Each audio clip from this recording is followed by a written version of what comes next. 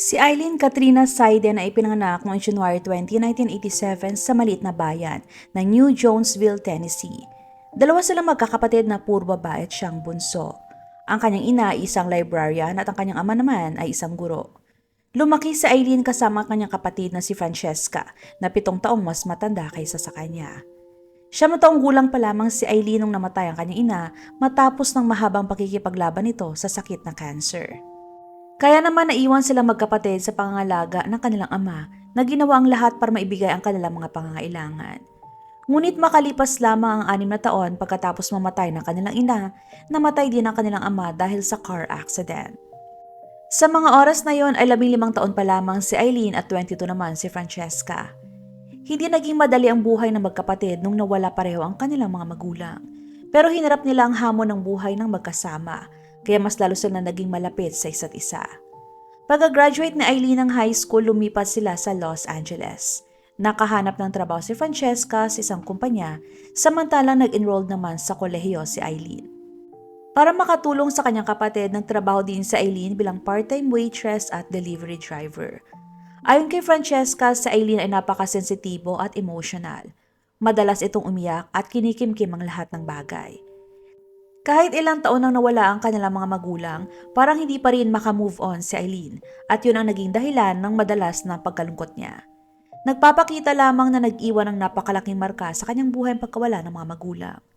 Pero gayon pa man ay napakasipag na Eileen at puno siya ng ambisyon sa buhay. Ngunit sa kabila ng atensyon at pagmamahal na nakukuha niya mula kay Francesca, madalas pa rin makaramdam sa Eileen ng kalungkutan. Pakiramdam niya ay mag-isa lang siya lagi. Maganda si Eileen, maganda din ang kanyang katawan at napaka-attractive. Pero pagdating sa personal niyang buhay, tila hindi rin naging maayos ang kinahinatnan na kanyang naging relasyon. Pagka-graduate niya ng kolehiyo ay nagdesisyon si Eileen na umalis na ng Los Angeles at lumipas sa Florida. Doon ay nakahanap ng trabaho si Eileen bilang real estate agent. Nag-rent siya ng apartment at naging maganda naman ang takbo ng kanyang karera. Minsan na lang sila kung magkita ni Francesca, pero sinisigurado naman nila na araw-araw sila nag-uusap sa telepono. Sa mga panahong yun ay may sarili ng pamilya si Francesca at buntis na rin ito sa pangalawang anak niya. Yun din ang mga oras na nakita na Eileen ang ka-schoolmate at crush niya nung high school na si Zachary Abel. Sa hindi inaasahan ay nag-cross ang kanilang landas sa isang cafe malapit sa office building nila Eileen. Nag-usap sila, nagpalitan ng mga numero at kalaunan ay nagsimula na sila mag-text at magtawagan araw-araw. Dati pa lang kilala na si Zach sa kanilang paaralan na pasaway at marami rin itong kaso dahil sa paglabag sa batas. Pero gwapo, charming at may natural na kakayahan si Zach na mabilis makakuha ng tiwala ng mga tao, lalo na ng mga babae. Ginamit yun ni Zach para makapanloko ng ibang tao. Kaya naman nagkaroon siya ng kaso na fraud. Humarap sa maraming kaso ng panloloko si Zach at tila ba hindi siya nabubuhay ng hindi makapanloko at mamuhay ng matino. 1 taon lamang na mas matanda si Zach kay Eileen. Naging malapit sila sa isa't isa hanggang sa nauwi sa relasyon ang araw-araw nilang pag-uusap. Naniniwala si Eileen na sa wakas ay nahanap na niya ang totoong pag-ibig at si Zach ang lalaki inaantay niya para makabuo na siya ng sarili niyang pamilya katulad ng kanyang ate. Pero ang hindi niya alam, may 5 taong nang karelasyon si Zach. At yun ay si Christina, na 5 taong mas matanda kaysa kay Zach. Alam ni Zach na hindi niya basta-basta na lamang maiiwan si Christina.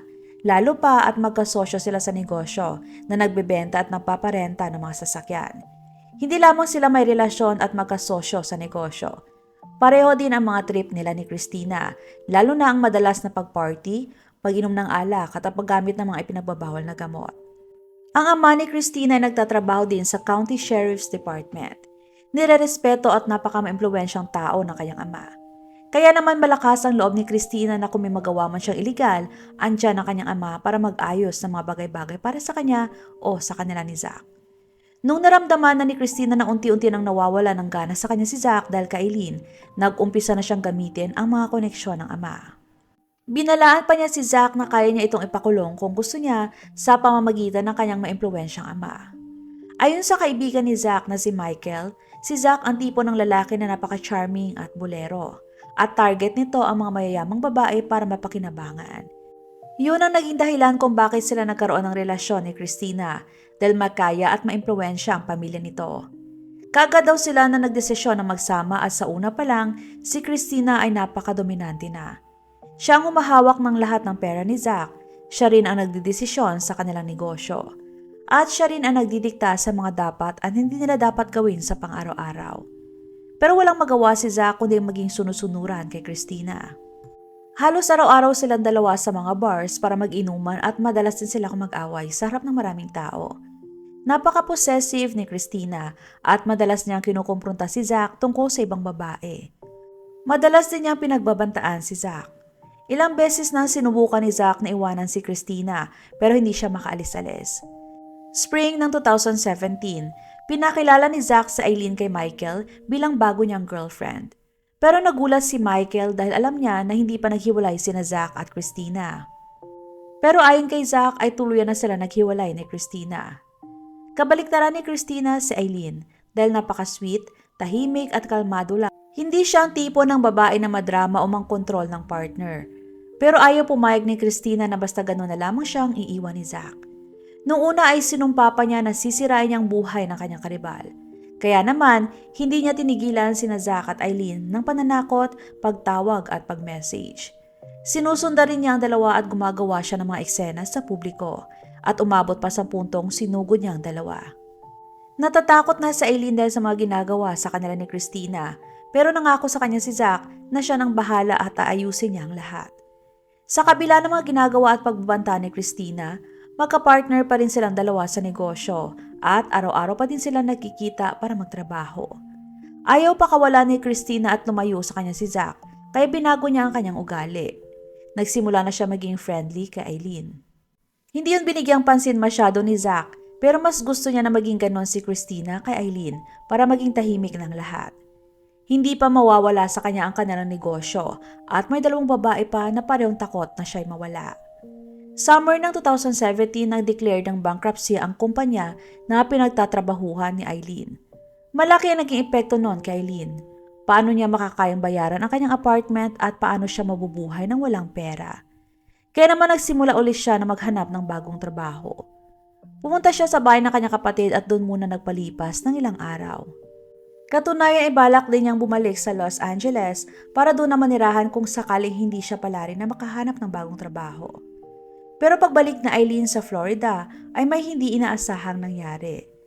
Inoferan siya ni Zack at Christina na magtrabaho sa kanilang used car dealership na negosyo. Dahil wala nang ibang option sumang-ayon sa Aileen.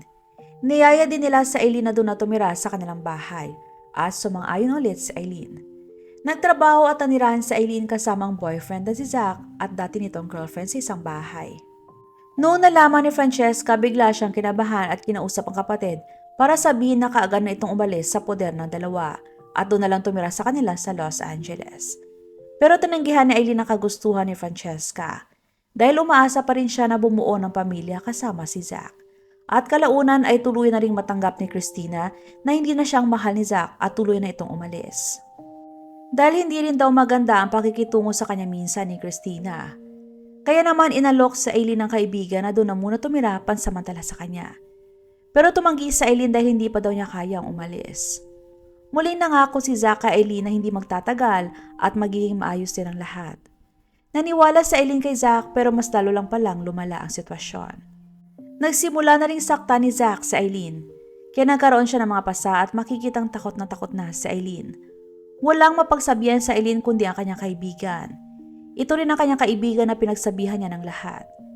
Hindi lamang nakakaranas ng pananakit at pagmumura si Aileen. Hinatak din siya ng dalawa sa mga hindi magandang gawain. At hindi na tao ang trato sa kanya ng dalawa kundi isang kagamitan o pagmamay-ari. Pero sa kabila nun ay hindi nagawa ni Aileen na lumapit sa mga pulis dahil naniniwala siya na wala rin namang saysay. Alam niya na may mga koneksyon ang ama ni Christina at alam niya na pinoprotektahan nito ang kanyang anak. May isang pagkakataon pa na dinala siya sa hospital dahil sa matinding pananakit sa kanya ni Zack. Pero hindi pa rin niya magawang kasuhan si Zack. Paglabas niya ng hospital ay doon pa rin siya dumiretso sa bahay ng dalawa. At habang lumilipas ang mga buwan, mas lalo lang lumalala ang mga ginagawa sa kanya ng dalawa. April 5, 2018, matapos mag-away at magkasakitan ni na Christina at Aileen ay nagdesisyon na sa Aileen na umalis. Pero sumama sa kanya si Zack. Nag-impake silang dalawa at dali-daling umalis habang wala pa si Christina. Dahil umalis din ito ng kanilang bahay pagkatapos na mag-away para magpalamig ng ulo. Walang pinagsabihan si Eileen at Zach kung saan sila pupunta. Nung nalaman ni Christina na umalis sila, walang tigil na ito sa pagtawag sa kanila at text ng mga pananakot. Inutusan niya ang dalawa na bumalik sa bahay dahil kung hindi ay pupunta siya sa pulis para i-report na ninakaw nilang kanyang sasakyan pati ang kanyang mga pera. Nataranta si Zach kaya naman sinabi niya kay Christina na magkita sila para mag-usap. 3 araw ang nakakalipas, pinunta ni Christina sina Zach at Eileen sa Texas. Hindi malinaw kung ano ang kanilang pinag-usapan, pero nagkasundo silang tatlo at nagdesisyon na magsimulang muli. Kasunod doon ay nag-road trip sila, nag-enjoy sa mga bar sa iba't ibang syudad at uminom. April 21 bumalik sila sa Florida, pero imbis na umuwi ay tumungo sila sa maliit at liblib na bayan ng East Point. Doon ay nag-check-in sila sa isang motel. Sa kasunod na araw ay nag-send ng text si Eileen sa kanyang kapatid para sabihin na kinuha ang kanyang passport at pera at siya ay inilock sa loob ng kwarto at natatakot umano siya para sa kanyang buhay. Kinagabihan nakita pa silang tatlo sa isang bar at gaya ng dati uminom na naman sila ng napakarami. Sa kasunod na araw pumunta si Zach at Christina sa bahay ni Michael at sinabi kung pwede ba na doon muna sila ng ilang araw. Napakakalmado at casual lang ng dalawa. Noong tinanong sila ni Michael kung nasaan si Eileen, sinabi nila na bumalik siya sa Los Angeles para makasama kanyang kapatid. Umaga ng April 23, ang lalaki na nagangalang Ben at ang kanyang asawa ay lumabas para magbakasyon sa East Point. Balak ng mag-asawa na i-enjoy ang dagat, mag-fishing, mag-picnic at mag-bonding. Habang nasa liblib na lugar na sila malapit sa baybayin, ay may napansin silang kakaiba sa dulo ng daan. Noong unang akala nila ay nasugatan na hayop lamang ang kanilang nakita. Pero nagdesisyon si Ben na huminto at lapitan ang nakita. Paglabas niya ng kanilang sasakyan ay nagulat siya dahil katawan pala yun ng isang babae na wala ng buhay at halos wala na rin itong suot na damit. Nataranta sila at tumawag sa emergency services. Kagana din nila ang katawan sa forensic lab. Noong unang akala ng mga pulis ay biktima ng aksidente ang babae. Pero ang kanilang tanong, paano siya napunta sa liblib na lugar na mag-isa? Nasaan ang sasakyan na nakabangga sa kanya? Bakit nakita siya na nakapaa at walang mga gamit? Pero sa lumabas na autopsy report, nakita ng kanyang mga sugat ay nagmula sa matinding pananakit. Bali-bali ang kanyang mga buto, pati ang kanyang ribs. Basag din ang buto ng kanyang ilong at panga. At may mga nawawalang ngipin. Ang kanyang balat ay may mga hiwa, pasa, marka ng paso ng sigarilyo at mga saksak. Pati ang kanyang mga daliri ay binalatan din para hindi makuhanan ng fingerprints. Ayon sa medical examiners, ilang oras pa lamang siyang namatay bago siya natagpuan. At dahil walang makitang dugo sa lugar kung saan siya nakita, malinaw na hindi siya sa mismong lugar na yon pinatay. Nireview ng mga pulis ang mga bago nilang reports pero walang missing persons na tumugma sa description ng nakafiled. Dahil walang leads at walang identification kaya naman nahirapan din ang mga pulis. Sa parehong araw bandang tanghali, isa na namang tawag ang natanggap ng East Point Police Department. Sa oras na yon ay nagmula ang tawag sa may-ari ng isang motel. Inireport niya na habang naglilinis ang kanyang housekeeper ay may nakita itong nakakapangilabot na eksena sa room 15. Walang ginalaw ang housekeeper sa loob ng kwarto dahil na rin sa utos ng mga pulis. Pagkarating ng mga pulis ay nagulat sila sa nakita.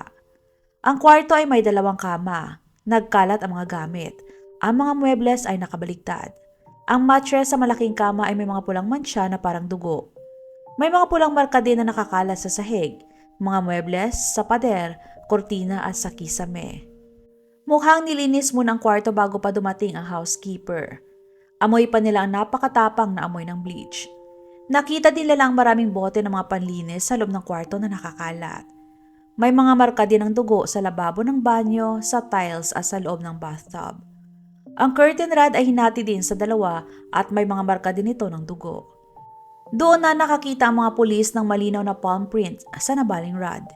Hindi malinaw sa mga pulis kung may koneksyon ba ang natagpuan ng katawan ng babae sa nangyari sa loob ng motel. Sinuri ng front desk clerk ang booking records. Doon nakita na ang kwarto ay nirentahan ng 2 araw nakakalipas sa ilalim ng pangalan ni Eileen Seiden. Nung pinakita ng mga pulis ang litrato ng hindi pa nakikilalang babae sa mga staff, hindi nila makumpirma kung siya ba ang babae na nag-book sa room 15. Pero ganun pa man ay nagkaroon na ng pangalan ang mga pulis ng posibleng pagkakakilanlan ng biktima. Konting panahon na lang kailangan nila para makilala ang biktima. Nagsagawa sila ng buong investigasyon at di nagtagal ay nakumpirma ng forensic analysis ng katawan ay pagmamayari ng 31-year-old na si Eileen. Sa masusing pag-imbestiga ng mga pulis, kinabukasan ay inaresto sina Zach at Christina sa bahay mismo ni Michael. Sobra sila nagulat nung gisingin ng mga pulis at di nila inakala na gano'n lamang sila kabilis na makita. Kagad silang dinala sa kustodiya at kinulong sa magkabilang selda para sa pagtatanong. Bawat isa ay nagbigay ng kanilang version kung ano nangyari nung gabi na nangyaring pagpatay. Ayon kay Zach, siya inosente at si Christina ang siyang responsable sa nangyari kay Eileen. At ayon sa kanya, nangyari ang lahat ng yon habang siya'y tulog. Saad pa niya, nag-inuman silang tatlo nung gabing yon sa isang bar at bigla na lamang nag-away sina Christina at Eileen. Dagdag pa niya, pagbalik nila sa motel ay mas lalong tumindi ang pag-aaway ng dalawa. Pero di na umano niya alam ang sumunod na nangyari dahil sobrang lasing na siya at nakatulog. Ayon kay Zach, may mga oras din na ginising siya ni Christina para i-check sa Eileen.